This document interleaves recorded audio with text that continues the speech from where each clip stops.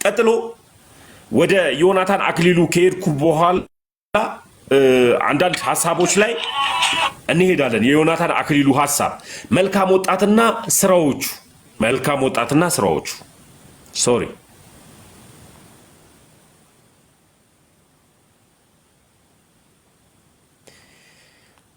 ማንነካቸው ሰዎች የሉም። ማንነካው የነቢያት ጉድ የለም። አሁን ማንነካቸው ነቢያቶች ማንነካው የነ ዮናታን አክሊሉን ስራ አሁን ቁጭ ብለን አሜን ብለን እቺን ቅድስት ቤተክርስቲያንን አምና እንዳጭበረበርካት አናስፈጨበረብርህም እና አምና እንደሰደብካት አናሰድብህም። እኔ ከፕሮቴስታንት የመጣ ወንድም እኔ ብቻዬን አስቆመሃለሁ እና ማንም ኦርቶዶክሳዊ በእናንተ አይበላም። ለእናንተ ታርጌት ደግሞ ግብ አይሆንም።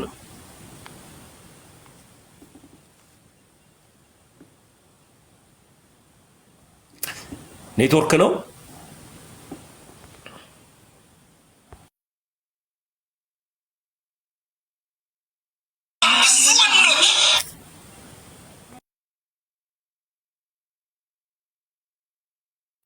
ያ መልካም። አንድ ጊዜ ኔትወርክ እያስተካከልኩ ነው። ይሄ በጣም አሁን ጊዜው ስለደረሰ ነው ይሄን ቪዲዮ የከፈትኩት። ጊዜው ስላልደረሰ ዝም ብዬው ነበር እና ለዚህ ንግግሩ ዮናታን አክሊሉ ዋጋ ተከፍለበታል። የትኛውንም ኦርቶዶክሳዊ አታሸማቀቅም። የትኛውንም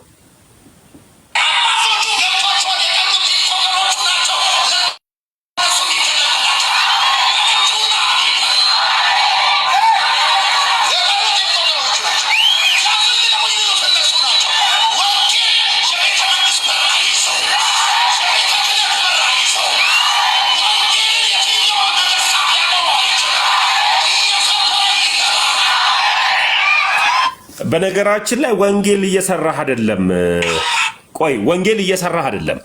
ወንጌል ቤተ መንግስት አይደለም። ወንጌል አሁን ጊዜው ስለሆነ ነው ማወራው። ከዚህ በፊት ተናግረህበታል፣ ምንም ብለህበታል፣ ምንም አላልኩ። ከዚህ በፊት ለዮናታን አክሊሉ ምንም አላልኩ። አሁን ግን ጳጳሶቹ ገብቷቸዋል። እሱን ጳጳሳቶች የሚመልሱት ይሆናል። ለምን ጳጳሳቶቹ ዝም እንዳሉ አናቅም። አዲስ የተሾሙት ጳጳሳቶች መልስ ይመልሱበታል አይመልሱበትም አብረን እናያለን። አብረን የምንከታተለው ይሆናል።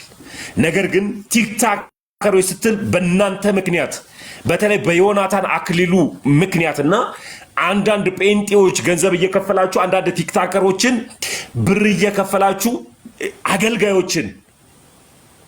አገልጋዮችን ለማሸማቀቅ የምትመጡበት ረጅም ርቀትን እናስቆማቸዋለን። አገልጋዮችን ለማሸማቀቅ የምትሄዱበትን ማለት ነው። ትልልቅ እርምጃ የምትሄዱበትን እናስቆማቸዋለን። ለምን ቢባል ከእናንተ ነው የወጣሁት። እኔም ከፕሮቴስታንት ማህፀን ነው የወጣሁት። የፕሮቴስታንትን ግፉን አውቀዋለሁ። የፕሮቴስታንትን ስራ ጠንቅቄ አውቀዋለሁ። ፕሮቴስታንት ምን አይነት ርቀት እንደሚሄድ አውቀዋለሁ። ለምን ቢባል ተወልጄ ያደግኩበት ቤት ስለሆነ ማለት ነው። ተወልጄ ያደግኩበት ቤት ስለሆነ አውቀዋለሁ። ስለዚህ ላንጠለጠልኩት ክር ደግሞም አንገቴ ላይ ለያዝኩት መስቀል ዋጋ ከፍላለሁ። አታጭበረብርም ስለ ለምን ቢባል ድሃን የምታንቋሽሽ በድሃ ገንዘብ የምትኖር ሌባና ወንበዴ ስለሆንክ ማለት ነው። ድሃን የምታንቋሽሽ በድሃ ገንዘብ ግን የምትኖር ሌባና ወንበዴ ስለሆንክ ማለት ነው። እየነገርኩ ነው። ቲክታከሩ ወንጌል ገብቶት ብዙ ሰው ከጨለማ እያወጣ ነው ያለው። ፈለገ አትናቴዎስ ብዙዎችን ከጨለማ ከድቅድቅ ጨለማ ከ666 ከኢሉሚናቲ አስተምህሮ ሌላም ደግሞ ከፕሮቴስታንትም ሆነ ከእስልምና ያሉትን ሰዎችን እያወጣ ነው ያለው። አክሊል ከተለያዩ ቤተ እምነት ከኤቲስት ከኦንሊ ጂሰስ ከተለያየ ቤተ እምነት ያሉትን ልጆችን እያወጡ ነው ያሉት። ልደተ ቃል መሬት ላይ እየሄደ ወንጌልን እየሰበከ እያወጣ ነው ያለው። መሬት ላይ ወንጌል ለሌላ ተፈቅዶ ለሌላው የማይፈቀድበት ምክንያት የለም። እኛም በገባልክ መጽሐፍ ቅዱስ እየሰጠን እያስተማርን ነው ያለነው። ስለዚህ ቲክታከሮችን ልታስቆም አትችልም። አትችልም። ፈጽሞ ማለት ነው። ቴንክ ዩ ልታስቆም አትችልም። አሁን ጊዜው ስለሆነ ነው የከፈትኩልህ።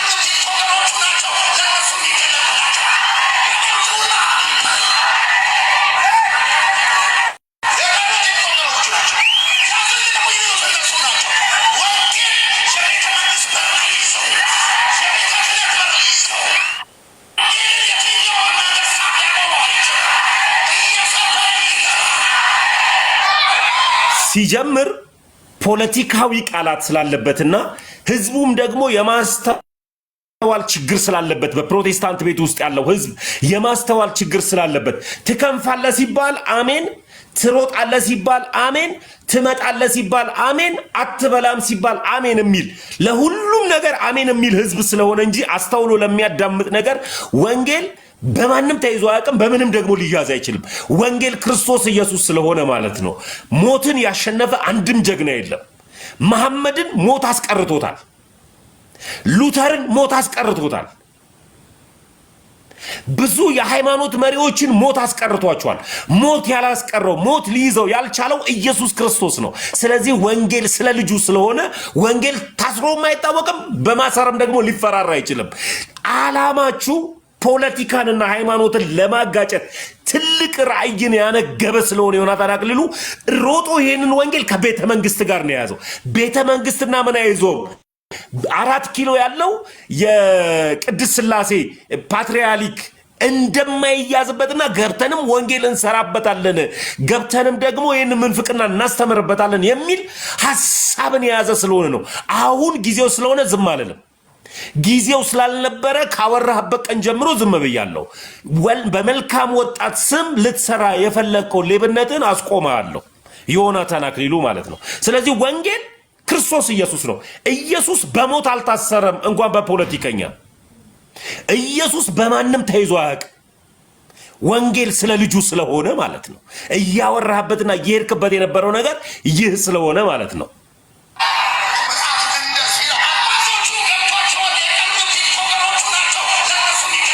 አንቆምም አያቆምም ትታከሩ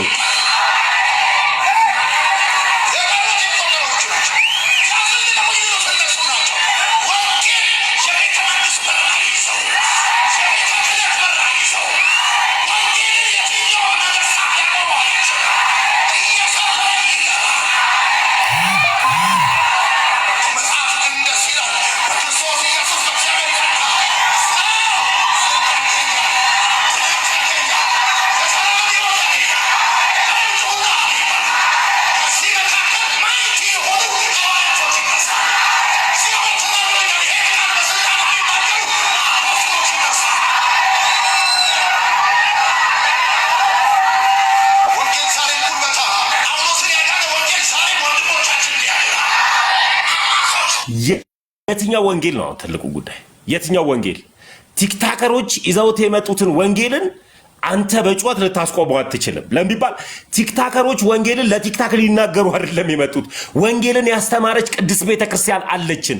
ከሷ የተማሩትን እንደኔ አይነቱ መናፍቅን ኦርቶዶክስ አድርገዋል። እንደኔ አይነቱ መናፍቅን ደግሞ ክፋታችሁን ከጥግ ጀምሮ ስለማቀው የፕሮቴስታንትን ክፋት ከጥግ ጀምሮ ስለማቀው ተወልጄበት ስላቆምኩኝ ስላደግኩኝ ደግሞ አቀዋለሁ ዓላማችሁን። ስለዚህ የትኛውንም ቲክታከር በፌክም ሆነ በምንም ልታስቆሙ አትችልም። ወንጌል ይሰበካል ካልክ የተሰበከ ወንጌል ስሙ፣ ስልጣኑ፣ ኃይሉ በምንም ሊታሰር የማይችል ነው። ሞቶ አያውቅም። የክርስቶስ ኢየሱስ ወንጌል ሁሌም ድል አድራጊና ሁሌም አሸናፊ ነው።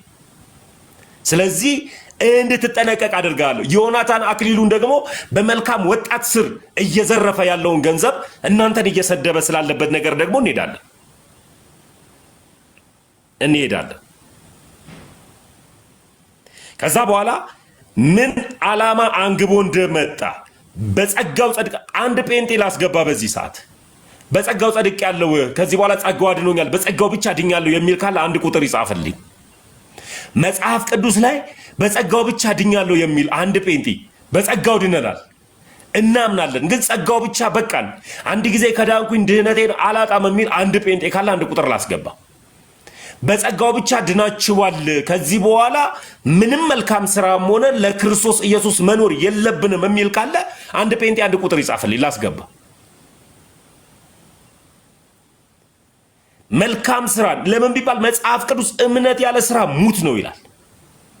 እምነት ያለ ስራ ሙት ነው።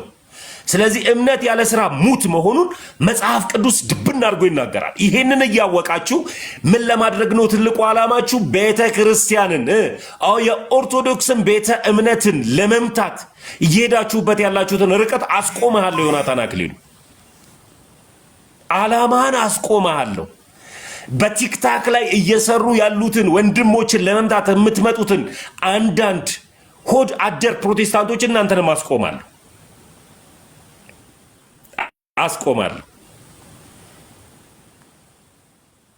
እንደገና ጥቁር ጉንዳን ያለበትን ዳውን ነው ጥቁር ጉንዳን ያለው ታዩታላችሁ።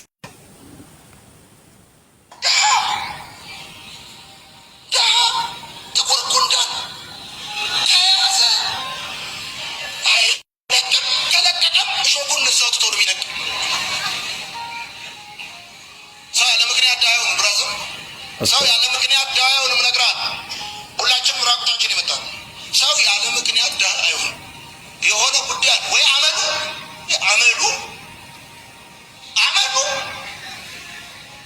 ወይ አመሉ ድሃ ያደረገው ከዛ ሲቀጥል ስንፍን በርም ያልሆነ ጉዳይ ላይ ከፊት አለ። ማንም አይቀድመንም። ቶሎ ካለ መግባት ማንም አይቀድመንም። ቃተኛ ለመዞር ማንም አይቀድመንም። ከተማው ላይ የመጣ ውሻ ይመስል ለመዞር ማንም አይቀድመንም።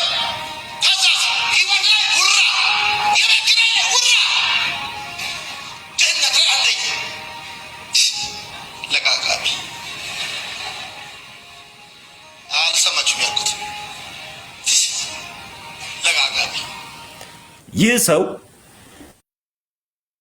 አባታችን ሰማዕቱ ቅዱስ ጊዮርጊስ ላይ ሲቀልድ ማንም የተናገረው የለም። በእናታችን ቅድስት ድንግል ማርያም ላይ ሲቀልድ ማንም የተናገረው የለም። ማንም መልስ የመለሰለት የለም። በአባታችን ተክለ ሃይማኖት ላይ ሲቀልድ ማንም ሰው የተናገረው የለም። አሁን ግን መልካም ወጣት እየደረሰ ነው። መልካም ወጣት እየደረሰ ስላለ ትልቁ ዓላማው ምንድነው? ሰውን እያንቋሸሸ ገንዘብ እንደሚሰበስብ ሊያሳያችሁ ነው። ለምን ቢባል ካላት እናት ካላት ማድጓዋ ላይ አንስታ ካላት መቀነቷ ላይ ፈታ ነው 2300 ብር ልካ ልጇን መልካም ወጣት ተምሮልኝ ተለውጦ ይመጣል። መልካም ወጣት ዓላማው እየሰደባችሁ ከናንተ ገንዘብ እየተጠቀመ ነው ያለው። ድሆች እንድታስተውሉ ፈልጋለሁ። እሱን ያበለጸገው ማን ነው ቢባል የድሃ ገንዘብ ነው። ምንም አይደለም። ዮናታን አክሊሉን እያበለጸገው ያለው የድሃ ገንዘብ ነው። መልካም ወጣት በሚል ፕሮጀክት ራሱን የቻለ ስህተት ቢኖርበትም በዚህ ውስጥ 300 400 500 ሺህ ሰዎችን ይዤ ገባለሁ እያለ ዮናታን አክሊሉ ድሃን እያንቋሸሸ ድሃን እየሰደበ በድሃ ገንዘብ እሱ ይለወጣል። እናንተን ደግሞ ምን ያደርጋል? ይሰድባል ማለት ነው። 2200 ብር ነዋል የአንድ ሰው መግቢያ ምዝገባ። የ2200 ብር ከናንተ መቀነት እየሰበሰበ እናንተን ይመዘግባል። በእናንተ ያለውን ገንዘብ ከያዘ በኋላ እሱ ብልጽግናን ይሰብካል። እሱ የብልጽግና ወንጌል ሰባኪ ይሆናል። እናንተን ግን ያደህያል። እሱ ባለጠጋ የሆነው ሶሪ ካሜራውን ጥረገው። እሺ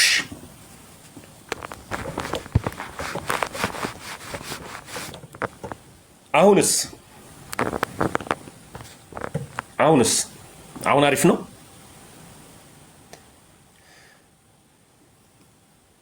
ያ እሺ እሱ ከድሃዎች ገንዘብ እየሰበሰበ ራሱን ያደልባል። ለምን ቢባል ቸርችቷ የህዝብ አይደለችም። ቸርቹ የግሉ ነው። ዮናታን አክሊሉ ከዚህ ህይወት ቢያልፍ ዶዮ እናት የምትመራው ሚስቱ ብታልፍ እሱ ቢያልፍ ልጁ ነው የሚመራው። ስለዚህ የሱ ቤት ፕሮጀክት ከቤቱ አያልፍም፣ ከቤተሰቡ አያልፍም። ዓላማው ቢዝነስ ነው። ስለዚህ ወንጌልን በማንቋሸሽ ሰማዕቱን ቅዱስ ጊዮርጊስን በማንቋሸሽ አባታችንን ተክለ ሃይማኖትን በማንቋሸሽ እናታችንን ቅድስት ድንግል ማርያምን በማንቋሸሽ እሱ ይሰራል። ደግሞ ድሃ ጥቁር ጉንዳን ነው እያለ ከድሃው ግን ገንዘብ ይበዘብዛል። ጆሮ ያለው ይስማ። ስፔሻሊ ኦርቶዶክሳዊ ወጣት እሱ ቤት ባለመሄድ ቻሌንጅ መጀመር ነው ያለባችሁ። ገዳማቶቻችን ሞልተዋል። ብዙዎቹን የሚቀበል በነፃ ገዳም ሄደ የምትጸልይበት፣ በነፃ ገዳም ሄደ የምታርፍበት ቤተ እምነት አለ። ብዙዎቹን ከእብደት የፈወሰ ጸበል አለ። ብዙዎችን ከሱስ ያዳነ ጸበል አለ። ብዙዎቹን ከኤችአይቪ ኤድስ በሽታ ያዳነ ጸበል አለ። ቤተ ክርስቲያኗ ትክክለኛ የፈውስ ቤት ናት። ቤተ ክርስቲያን ትክክለኛ የመዳን ቤት ናት። ቤተ ክርስቲያንን ሳትጠቀም የውጭውን አትናፍቅ። ብዙ ጊዜ ቤታችን የተሰራ የተሻለ ምግብ እያለ የጎረቤት ቤት እንቀላውጥ ነበር ልጅ እያለ። ቤታችን እኮ የተሻለ ምግብ እኮ ተሰርቷል። በጣም የሚጣፍጥ ምግብ እኮ ተሰርቷል። ቤታችን እያለ ውጪ ጎረቤት ሄደን ያልተሻለ ምግብ እያየን እንቀላውጣለን። ቀላዋጭ አንሁን ኦርቶዶክሳውያን። ለመዳን ድንቅ ቤተ እምነት ውስጥ ነው ያለኸው። ልብህን ካዘጋጀ፣ ልብህ ንጹህ ከሆነ ሂድ ገዳም። ብዙ ሰው መድኃኒት የለበትም ከተባለ ከኤችአይቪ ኤድስ በሽታ ድኗል። ጸበል ሄዶ እምነትን ተቀብቶ የንስሐ አባቱን ቀኖና ተቀብሎ የቤተ ክርስቲያን ስርዓትን በመፈጸም ቀኖናቸውን በመፈጸም ብዙ ሰው ከኤችአይቪ ኤድስ በሽታ ድኗል። ብዙዎች ከሱስ ድነዋል። ብዙዎች ማለት ቤተ ክርስቲያን ሰነፍን አታበረታታ። ቤተ ክርስቲያን የምታበረታታው በጣም ብርቱ የሆኑ ሰዎች ነው። እግዚአብሔር የስርዓትና የስራ አምላክ ስለሆነ ሊሰራ የማይወድ አይብላ ነው የሚለው መጽሐፍ ቅዱስ። ለመስራት ዝግጁ የሆኑ ወጣቶችን ለስራ እንዲዘጋጁ ታደርጋለች።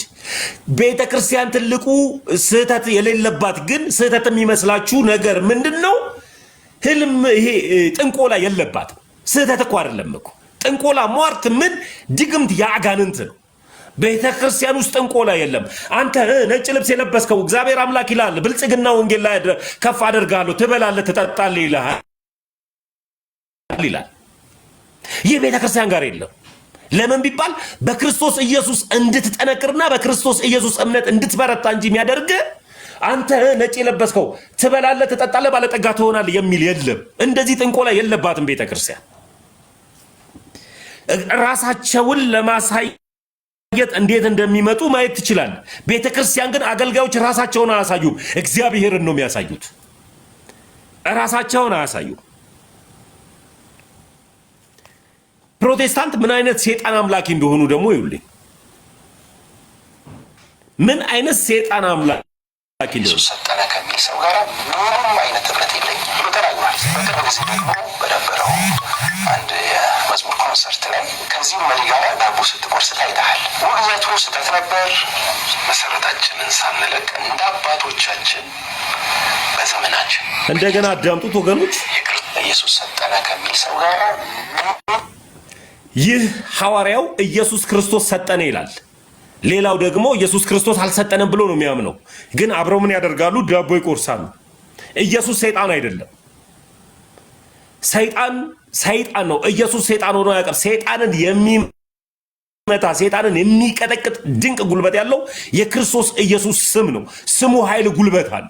እንኳን እሱ ክርስቶስ ኢየሱስ ዓለም ብርሃናችን መድኃኒታችንን ሰይጣን ልንለው አይደለም። እነሱ ግን በድፍረት ግን ኢየሱስ ክርስቶስን ሰጥኗል ብለው ያስተምራሉ። የዓለም ብርሃን ድንቅ የሆነ አምላክ እያለን ኢየሱስን ሰይጣን ነው ይሉታል። ምኖች? ፕሮቴስታንቶች። የተልእኮ ለትውልድ መሪ ሐዋርያው ዘላለም ነው እየተናገረ ያለው። ታዲያ ከሱ ጋር ምን ህብረት አላችሁ ሲል ችግር የለውም በተለያየ ትምህርት አብረን ዳቦ እንቆርሳለን ይላል። ራሱ ነው የሚናገረው። አዳምጡት። ኢየሱስ ሰጠነ ከሚል ሰው ጋር ምንም አይነት ህብረት የለኝም ብሎ ተናግሯል። በቅርብ ጊዜ ደግሞ በነበረው አንድ የመዝሙር ኮንሰርት ላይ ከዚህም መሪ ጋር ዳቦ ስትቆርስ ታይተሃል። ውግዘቱ ስህተት ነበር። መሰረታችንን ሳንለቅ እንደ አባቶቻችን በዘመን አዳምጡልኝ። መሰረቱን ሳንለቅ እንደ አባቶቻችን እውነተኛውን የምነግራችሁ ትክክለኛ አባቶች ሰይጣንንና ክርስቶስ ኢየሱስን ካላስታረቀን አይሉ። ይህ ሰው የሰይጣን አምላኪ ነው። ኢየሱስን ሰጥኗል ብሎ የሚያምን ሰው ነው። ያ ደግሞ ኢየሱስ ክርስቶስ አልሰጠንም ሰይጣን አልነበረም ብሎ የሚያምን ሰው ነው። ግን እንደ አባቶቻችን ተስማምተን እንኖራለን ይላል። ማለትም አንድ ቤተ እምነት ልንገራችሁ። ሞርሞን የሚባል ቤተ እምነት ታውቃላችሁ? የሚለብሱት ልብስ ከላይ ነጭ ሸሚዝ ነው፣ ከስር ደግሞ ጥቁር ሱሪ ነው የሚያደርጉት። ይህ ሞርሞን የሚባል ቤተ እምነት ነጩ ኢየሱስን ይወክላል፣ ጥቁሩ ደግሞ የሚያደርጉት ደግሞ ሰይጣንን ይወክላል። ማለትም ኢየሱስና ሰይጣን ወንድማማቾች ናቸው፣ የተጣሉበት ጥቂት ነገር ነው፣ እናስታርቃቸዋለን የሚል ዓላማ አንግበው ነው ይህንን ሃይማኖት የመሰረቱት። ልክ እንደዚህ ማለት ነው። የሞርሞንን ሐሳብ ይዘው በጴንጤ ቤት ውስጥ ያኛው ኢየሱስ ሰጥኗል ይላል፣ አልሰጠንም ይላል። ግን አብረን እንደ አባቶቻችን እንቀጥላለን። ይህ ማለት ምን አይነት አጋንንታዊ የሆነ ስትራቴጂ ይዞ እንደመጣና ምን አይነት የጥልቁ ዓላማ እንዳላቸው ያመለክታል። በእኛ ዘመን የክርስቶስን አካል ወዳለ መረዳትና ወደ መንፈስ ቅዱስ መገለጥ እንቅስቃሴ ለማስገባት እንሰራለን። ዋናው ችግራችን ፍቅር ማጣት አይደለም የሚል ምልከታ ያላቸው ሰዎች አሉ። አገልጋይ የምንሆን የጨው ኪዳን አለን። አስተውሉ። ኢየሱስ ክርስቶስ ከኛ ጋር ህብረት ያደረገው የደም ኪዳን ነው። እኛ ቤተ ክርስቲያናችን የተመሰረተችው በክርስቶስ ኢየሱስ ደም ላይ ነው። የጸደቅነውም በክርስቶስ ኢየሱስ ደም ላይ ነው። እነሱ ግን ኪዳኑን የምን ያደርጉታል? የጨው የምንም የጨው ኪዳን የለንም። ኪዳናችን እኛ የደም ኪዳን ነው። ስለዚህ የክርስቶስ ኢየሱስን ደም የክርስቶስ ኢየሱስን እማማት ለማጥፋት ኢየሱስ ክርስቶስ ሰይጥኗል የሚለው ሰው የጨው ኪዳን ነው ያለን ይላል። አዳምጡ። እኛ የጨው ኪዳን የለንም። ከክርስቶስ ኢየሱስ ጋር ህብረት ያደረግነው ኃጢአታችን ነፃ የሆነው በምንድን ነው? በክርስቶስ ኢየሱስ ደም ላይ ነው። ይህ ግለሰብ ደግሞ ምን ይላል? ሐዋርያው ዘላለም የጨው ኪዳን አለን ይላል። ወደ መንፈስ ቅዱስ መገለጥ እንቅስቃሴ ለማስገባት እንሰራለን። ዋናው ችግራችን ፍቅር ማጣት አይደለም የሚል ምልከታ ያላቸው ሰዎች አሉ። አገልጋይ የምንሆን የጨው ኪዳን አለን። ቤታችን ከእግዚአብሔር ጋር በጨው ኪዳን ነው የታሰረው።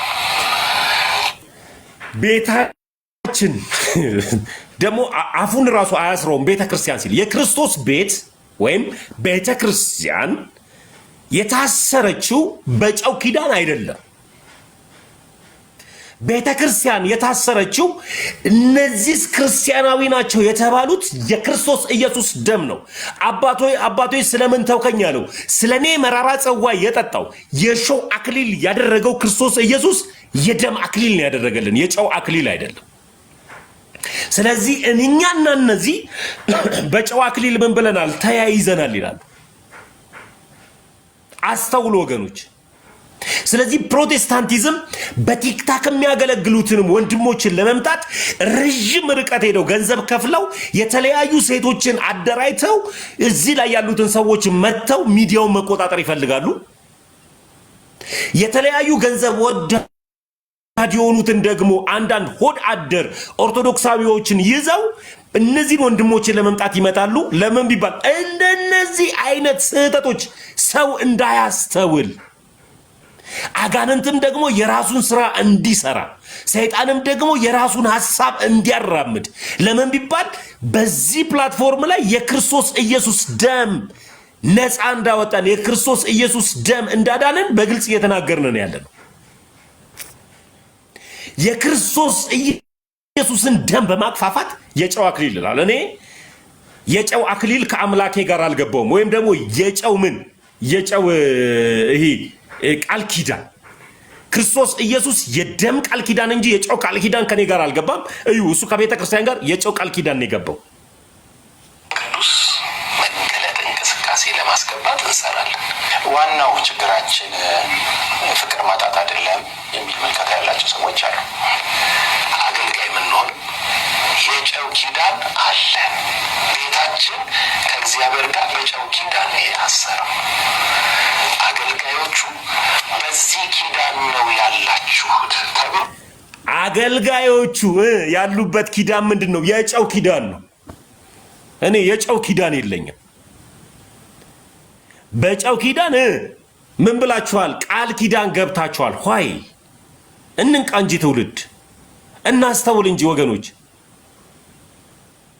ክርስቶስ ኢየሱስ ጨው ነው የሰጠ፣ ደም ነው የከፈለልህ።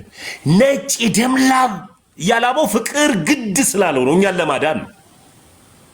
እኛን ለማዳን ነጭ የደም ላብ ግድ ስላለው አፈሰሰልን። እነሱ ግን ቁርኝነት የሚያደርጉት በምንድን ነው? በጨው ቃል ኪዳን። ይህ ደግሞ መጽሐፍ ቅዱሳዊ ሐሳብ የለውም፣ መጽሐፍ ቅዱሳዊ ባክግራውንድ የለውም። ቀጥታ የጥልቁ ዓላማ ነው። ቀጥታ የዘንዶ ዓላማ ነው። ስለዚህ ይህ የ666ን አስተምህሮ መጽሐፍ ቅዱሳዊ በማስመሰል ይዘውት የመጡት ዓላማ ነው ማለት ነው። እንንቃና አስተውል። ደሙን በጨው ነው የተኩት። ያኛው ኢየሱስ ክርስቶስ ሰይጣን ትላለ፣ ይሄኛው ደግሞ አይልም ነው የሚለው አያሰባችሁት ከሆነ። ስለዚህ ቤተ ክርስቲያን አትፈርስም፣ አትጠፋም። ኦርቶዶክስ ተዋህዶ አትጠፋም፣ አትፈርስም። ኦርቶዶክስ ተዋህዶ አትጠፋም፣ አትፈርስም። ኦርቶዶክስ ተዋህዶ እያበበች እየለመለመ ትሄዳለች። ማንም መጣ ምንም መጣ ክርስቶስ ኢየሱስ በደሙ የተከላትን ይችን ቤተ ክርስቲያንን ለጠላት አሳልፎ አይሰጣትም። እግዚአብሔር ዝምታው በራሱ ድንቅ መልስ ስለሆነ የእግዚአብሔር ዝምታ ድንቅ ድንቅ ድንቅ እጅጉንም ደግሞ ረቂቅ መልስ ስለሆነ በዝምታ ውስጥ ድንቅ መልስ አለው። አገልጋዮቹ የጨው አግሪመንት አድርገዋል። እኔ ከክርስቶስ ኢየሱስ ጋር የጨው አግሪመንት አላደረኩ። ጨው፣ ሽንኩርት፣ ውሃ፣ ወጥ፣ ዘይት ምናምን ለጨው ይሄ ለወጣ ወጥ አድርግልኝ። ቤተ ክርስቲያን ከቁሳቁስና ከወጣወጥ የወጣች የዘላለም ሕይወት የምትሰጥ ዘላለማዊ ሞትን በገረሰሰው በክርስቶስ ኢየሱስ ደም የጸደቀን እንድንጸድቅ የምታደርግ ድንቅ ቤተ እምነት ናት ኦርቶዶክስ ተዋህዶ። ስለዚህ የጨው አግሪመንት የለንም፣ የጨው ቃል ኪዳን የለንም። ቃል ኪዳናችን ክርስቶስ ኢየሱስ ነው። እቺ ቤተ ክርስቲያን ኢየሱስን አትሰብክም ብለው በውሸት ይሏታል። አሁን ግን አመጡትና የጨው ቃል ኪዳን ያለን ይላሉ። በቃ በጨው ነው። ጨው ፊዚካሊ ጨው ምልክት ነው።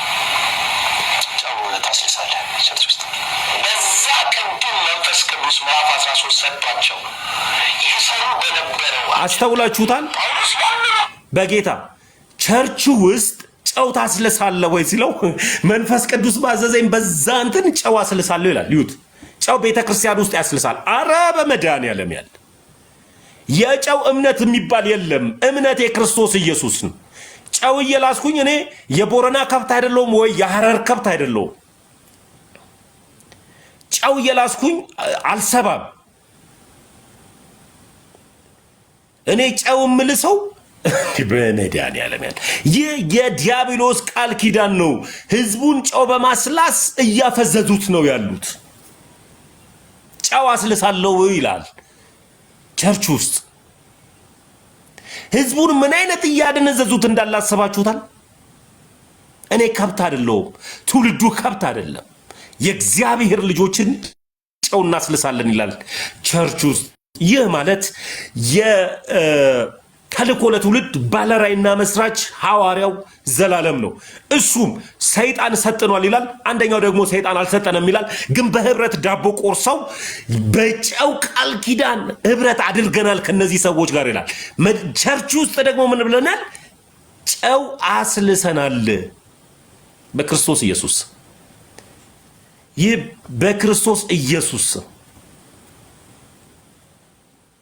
በአብ በወልድ በመንፈስ ቅዱስ አንዱ አምላክ ስም የተመታ ይሁን። በስላሴ ስም እንደዚህ አይነት ሐሳብ በእኛ ውስጥ አይምጣ። በቅድስ ስላሴ ስም የምር ነው። አስተውሉ ወገኖች። ጨው አስልሳለሁ ይላል። ይህ ምንም መጽሐፍ ቅዱሳዊ ባክግራውንድ የለውም ወገኖች። ምንም ማለት መጽሐፍ ቅዱሳዊ ባክግራውንድ ስለሌለው ቀጥታ ከጥልቁ ጋር ህብረት በማድረግ ህዝቡን ለማፍዘዝና ህዝቡን ለማደንዘዝ የጨው ቃል ኪዳን እናደርጋለን ይላል። ከማን ጋር? ኢየሱስ ሰጠንም አልሰጠንም ቢልም ዳቦ የምንቆርሰው በጨው ቃል ኪዳን ህብረት ነው። ይህንን ደግሞ ሐሳብ ደግሞ ህዝቡን ምን እላለሁ? ጨው አስልሳለሁ ይላል። አጀንዳ እስከ ምዕራፍ 28 ሐዋርያ ሥራ ሄደው ወርመስ ነበረ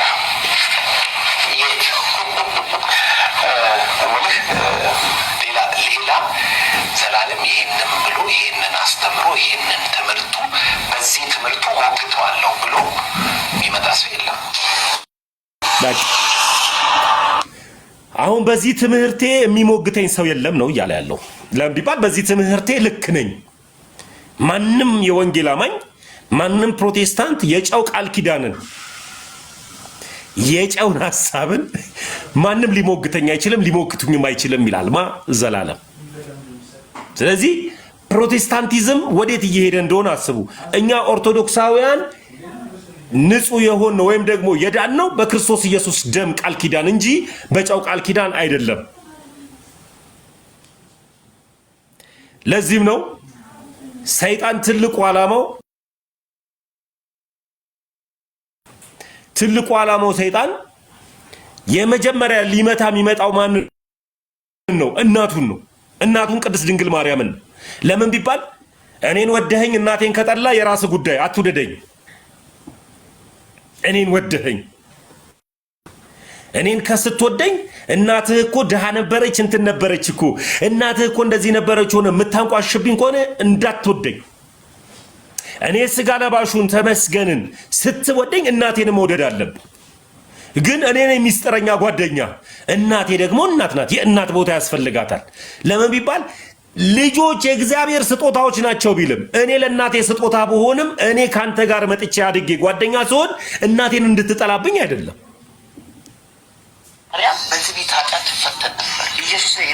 ማርያም በትዕቢት ኃጢአት ትፈተን ነበር ይላል ይህ ሌባ ሜሎስ። አዳምጡት። ማርያም በትዕቢት ኃጢአት ትፈተን ነበር። ኢየሱስ የበላይ ለመሆን ትሞክር ነበር። በኢየሱስ ጉዳይ ላይ ጣልቃ ለመግባት በጣም ትፈልግ ነበር። ኢየሱስ ሲሰቀል ማርያም አልዓዛርን ከሞት ያስነሳ ሕይወት ነኝ ብሎ የሰበከ እንዴት ይሞታል? ራሱን ያታል ነበር ብላ ልክ እንደ ሌሎቹ። ማንን እንመን? ሜሎስን ወይስ መልአኩ ገብርኤልን? ማንን እንመን? መልአኩ ገብርኤልን ወይስ ሜሎስን እንመን? መልአኩ ገብርኤል ጸጋን የተሞላሽ ሆይ ይላታል። እዚህ ጋር ደግሞ ሜሎስ ደግሞ ምን ይላታል? ማርያም በትዕቢት ኃጢአት ትፈተን ነበር ይላል። ጸጋን የሞላብሽ ሆይ ቅድስት ድንግል ማርያም፣ እኔና እናንተ ክርስቶስ ኢየሱስን ካገኘን በኋላ ነው ጸጋን የተሞላ ነው፣ ጸጋን ያገኘ ነው። ማርያም ግን ኢየሱስ ክርስቶስ ወደ ምድር ከመምጣቱ በፊት ገብርኤል ምን ይላታል? ጸጋን የተሞላሽ ብሎ ነው። ደስ ይበልሽ። ስለዚህ ጸጋን የተሞላች ደስታን የተሞላች ደስ እንዲላት ደግሞ መልአኩ ገብርኤል የደስታን ብስራትን ያበሰራት ድንቅ እናት ናት ቅድስት ድንግል ማርያም።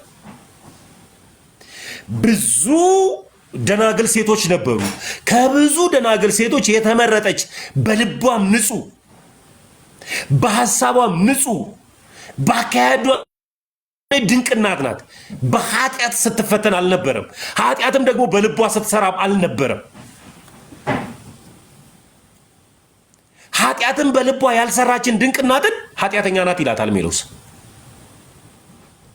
በኃጢአት ልቧ ይፈተን ነበር ይላል።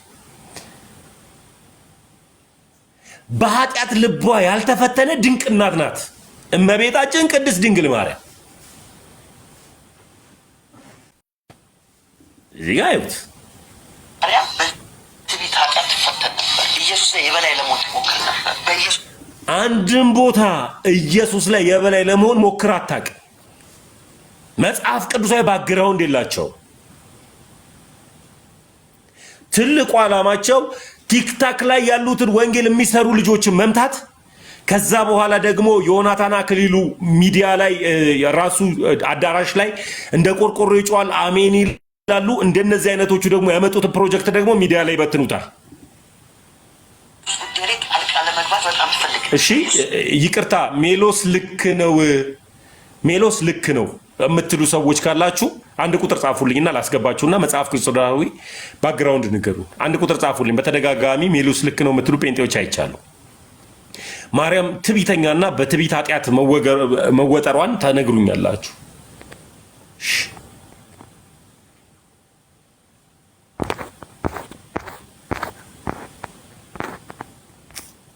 ስቤያለሁ። ይኸው አንድ ቁጥር ስቤያለሁ።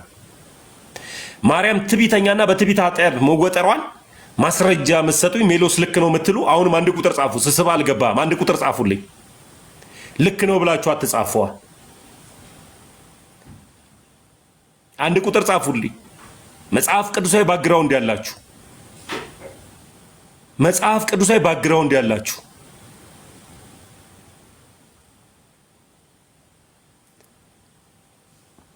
እሺ።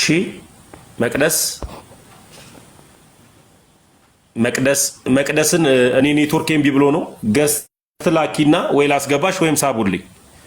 አንቺን አይቻለሁ ላስገባሽ ስል እምቢ አለኝ። ወይም ገስት ላኪ፣ ገስት ላኩ፣ በቃ ገስት ላኩ። ሜሎስ ልክ ነው የምትሉ ገስት ላኩ። ወይ ሞዴሬተሮች አንድ ጊዜ ሳቡልኝ። እኔ ለምን እምቢ እንዳለኝ አላውቅም። ሞዴሬተሮች አንድ ጊዜ ሳቡልኝ፣ ወይም ገስት ላክልኝ። ክርስቶስ የሚል ልጅ አለ፣ ዩዘር አላቸው። ፕሮቴስታንቶች ገስት ላኩልኝ።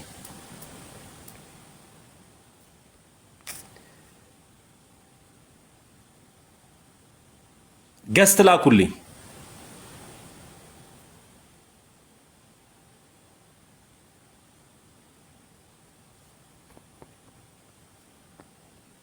ኔትወርኬ ነው።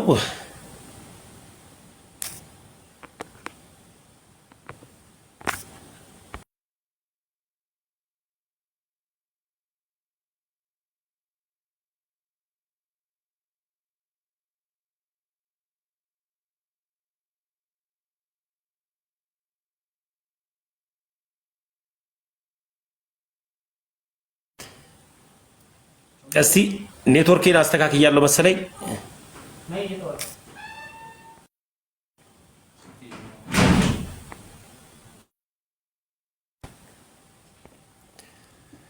ኔትወርኬ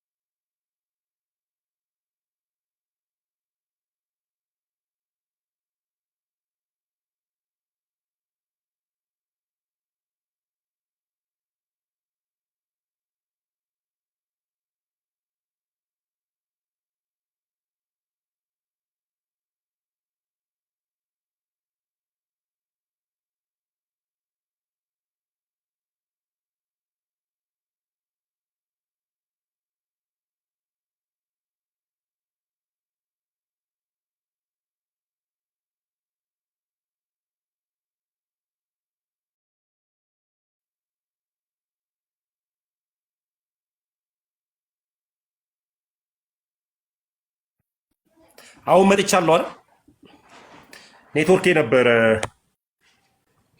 ኔትወርኬ ነበረ። ይቅርታ በጣም አሁን ገስት ለማስገባት እምቢ ሲለኝ እምብዮ እስቲ አሁን ማስገባ ይመስለኛል። አላካችሁም። ሜሎስ ልክን ያላችሁት አሁን አንዳንድ ቁጥር ጻፉልኝ። ያው ኔትወርኬን አስተካክያለሁ። አልሰማም።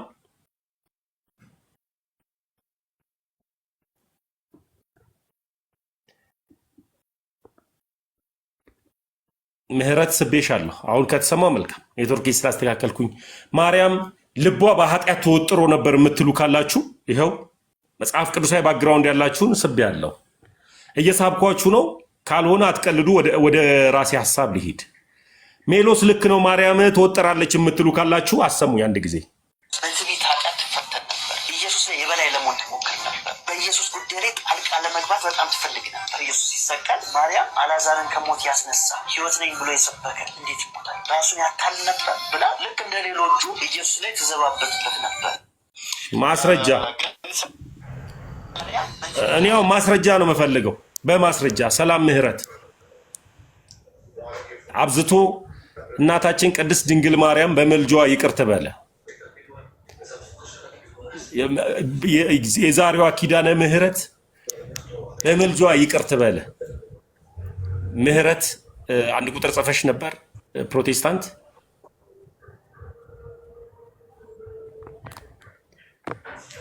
ምህረት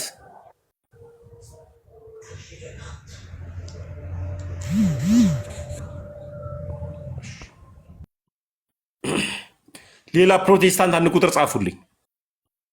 ፕሮቴስታንት ማርያም ቲቢተኛና በኃጢአት ልቧ መወጠሩን ማስረጃ መጽሐፍ ቅዱሳዊ ባክግራውንድ ያላችሁ ልክ ነው ሜሎስ እንዳትሉ ከዚህ በኋላ ሳወራ ማስረጃ ያላችሁ ብቻ አሳዩ።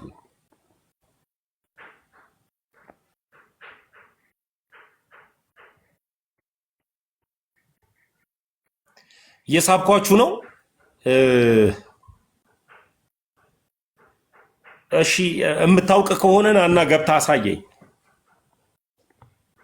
ችግር የለውም። እኔ ማውቀው አለማወቄ ነው። አባታችንም ብለዋል እኔ ማውቀው አለማወቄ ነው ብለዋልና ችግር የለውም።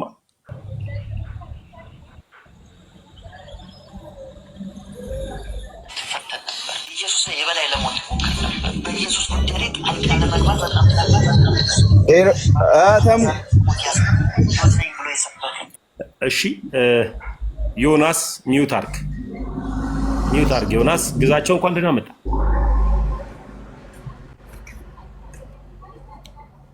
ግዛቸው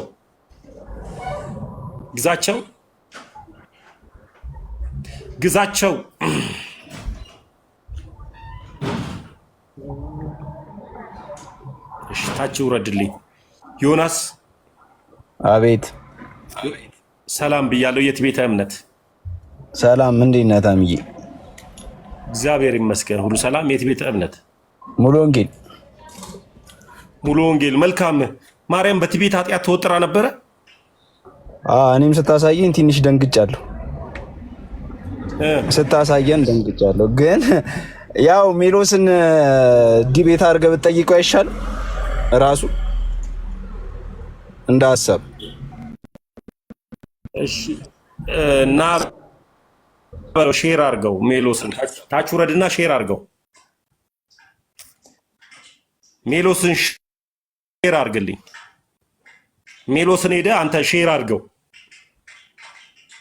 እኔን ሳይሆን ለኔ ለምን ትነግረኛለህ? እኔ ሜሎስ አይደለም ዮናታን አክሊሉ ራሱ አሁን ብትጠራው ከሱ ጋር አውራ። ሊድ ሼር አድርገው። ስለዚህ ፕሮቴስታንቶች የመጀመሪያ ቃል ኪዳን አግሪመንት የሚያደርጉት ከጥልቁ ዓለም ጋር ተባብረው የጨው ቃል ኪዳን ነው የሚያደርጉት፣ የደም ቃል ኪዳን አይደለም። አንተ ህብረት የምታደርገው አብረህ ዳቦ ቆርሰሃል፣ ኢየሱስ ክርስቶስ ሰይጥኗል ብለህ አንተ ስታስተምር ከእንደነዚህ አይነት ሰዎች ጋር ህብረት አላደርግም ያለ የሃይማኖት መሪ ከአንተ ጋር ዳቦ ቆርሷል ሲለው እኔና እነሱ ህብረት ያደረግነው አሁንም ቢሆን እንደ አባቶቻችን ይላል፣ የጨው ቃል ኪዳን። ይህንንም ደግሞ የጨው ቃል ኪዳን ምእመኑን በማስላስ ይላል ሐዋርያው ዘላለም። ምእመኑን የጨው ቃል ኪዳን ምእመኑን ጨው በማስላስ። እኔ ከብት አይደለሁም፣ የቦረና ከብት አይደለሁም፣ የሐረር ሰንጋ አይደለሁም፣ የደብረ ብርሃን በግ አይደለሁም። ጨው እየላስኩኝ አልሰባም። ክርስቶስ ኢየሱስ ከሱ ጋር ህብረት ያደረኩት አግሪመንት ያደረኩት ቃል ኪዳን የገባሁት በክርስቶስ ኢየሱስ ደም እንጂ በጨው አይደለም። ጨው የማስላስ መንፈስ አለባቸው እነዚህ ሰዎች። ትልቁ ዓላማቸው ምንድነው? ዮናታን አክሊሉ ምን ብሏል? ቲክታከሮቹ ናቸው የቀሩን ይላል። ቲክታከሮችን ደግሞ አታፈዝዝም። ለምን አይፈዙም? መጽሐፍ ቅዱስ የሚያነቡ መጽሐፍ ቅዱስ ባክግራውንድ ያላቸው የተለያየ አይነት ኮሌጅ ገብተን የተማርን ክርስቲያኖች ነው። በተለይ እኔ የመሰረተ ክርስቶስ እንኳን ኮሌጅ ተማሪ ነኝ። ስለዚህ አውቀዋለሁ የጴንጤን ባክግራውንድ። ተወልጄ የሚያደግኩት በጴንጤ ባክግራውንድ ውስጥ ነው። ሌሎች ወንድሞች ደግሞ በቅድስት ሥላሴ በሌላም ደግሞ ኮሌጅ የተማሩ ናቸው። ማርያም በትዕቢት ኃጢአት ተወጥራለች የሚል ካለ መጥቶ ከኔ ጋር